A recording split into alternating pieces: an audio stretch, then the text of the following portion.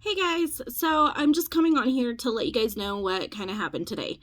So I haven't really talked much about it, but let's start from the beginning, okay? So the puke that killed my grandpa, okay, he was charged with homicide by assault. He was never arrested for that. Never arrested for that. Which is like, what the hell? You're gonna let somebody that has a crime like that be free? Like, who in their right mind would let somebody with that charge be free roaming the streets? Well, he committed another crime. Another aggravated assault crime. He tried to run my husband over not only once, but twice. He was looking for me because he knows what car I drive. My car is not like everybody else's cars, and you guys all know that. Well, anyways, so, parked by my car, started throwing trash. My husband's the type, he don't care who you are, what you do, nothing. If you're doing something like that, he's gonna say something. Like, he straight up told him to pick up his trash, and he freaking lost his shit, freaking put his car and tried to run him over. And then he did it again and got stuck on the curb and almost went into the building. And he was charged with the aggravated assault, littering, and reckless driving. But he didn't even get charged with child endangerment because my son was in there getting his hair cut. And the lady that was in there, that was cutting his hair, she kept turning his face so he wouldn't see what was going on. And I'm thankful for that. But so we had court for my grandpa's, of course, not guilty because he's uneducated jurors. Yes, I said it, uneducated jurors. If you got a problem with it, come and talk to me about it. Jurors that were for my grandpa's case, like you to come say it to my face and let me know that you are educated, because apparently you're not. You're going to believe a lying lawyer over a professional doctor, a medical examiner that said over and over again, the cause of death is from the assault, not his health. A medical examiner is the one that can tell you what causes death. But anyways, so he was not guilty on that. So he was let free. And then here comes my husband's court dates and everything like that. And he didn't show up because, he slept in. But guess what? The judges and everything think, that's okay, you slept in. Really? Well, and then we had trial. And these very smart, educated jurors were like, guilty.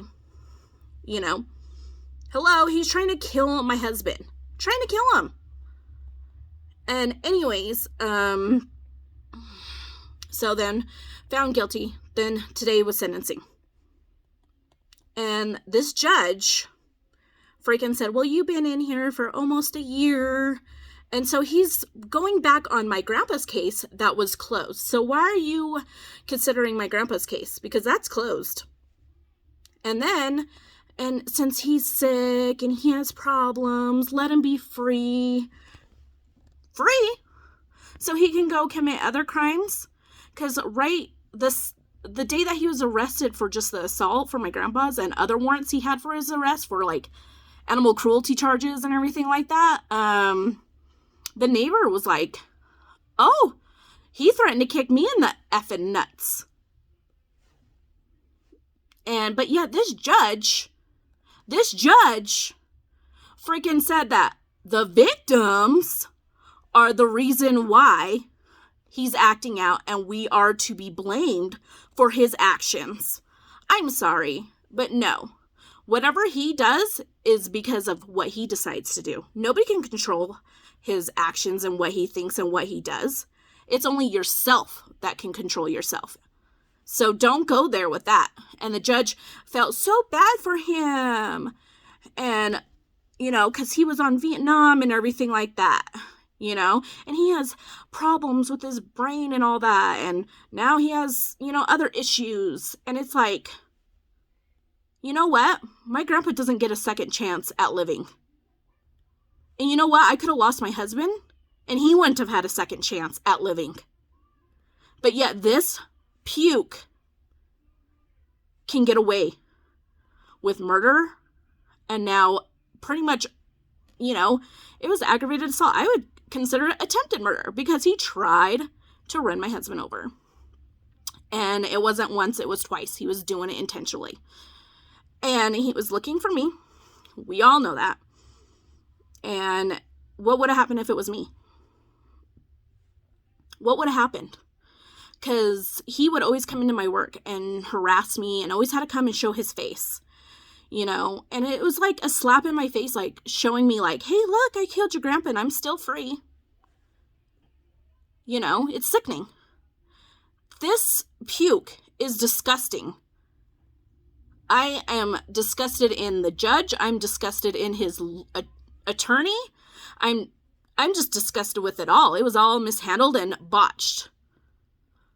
The state attorney for my husband's case, I think he did pretty well. I think he did good. Our lawyer was awesome, you know, but it makes you wonder what's going on in our town. Seems corrupt.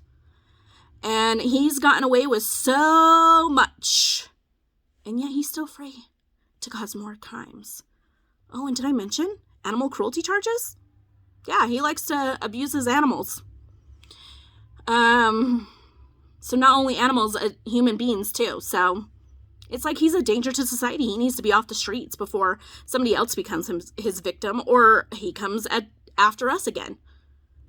What's going to happen then? What if he decides to come after us again? But yeah, it's the victim's fault. How is it the victim's fault? That's my question. This judge needs to be removed, and he needs to be removed ASAP. He needs to go. He likes to give people bare minimum sentences, and I'm sorry, but all these criminals need to be charged and be held accountable for their actions. And with this judge, that ain't happening for these victims. These victims will not get justice with this judge still in the system to be a judge. We need him removed, and we need him to be removed ASAP. So please sign the petition. Let's get him removed. Let's get somebody in there that's fair and legit, and that will be for the victims, not the criminal. He attacked the victim and treated the criminal as the victim. Disgusting. Disgusting. Let's get this judge removed.